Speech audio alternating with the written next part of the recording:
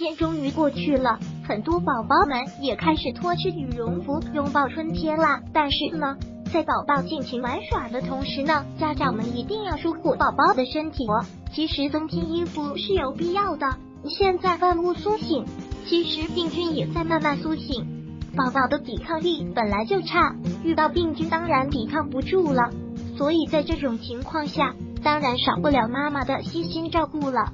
就比如说，昨天晚上我又收到一位宝妈的来信，说她家宝宝田今天不小心着凉了，一直咳不停，到了晚上就咳得更加厉害了，已经反反复复大半个月了。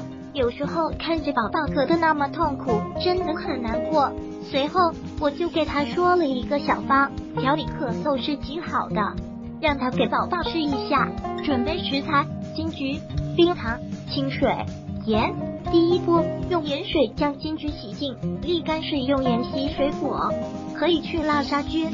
第二步，将金桔的两头用刀切个小十字口备用。第三步，准备冰糖。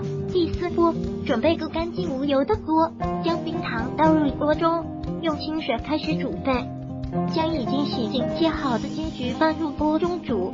第六步，大火煮沸后，转小火冒煮30几分钟。第七步，金桔煮到半透明状态，关火静置，直至彻底冷却。这样煮好的金桔可以直接吃，也可以给宝宝泡水喝，止咳效果都是极其棒的。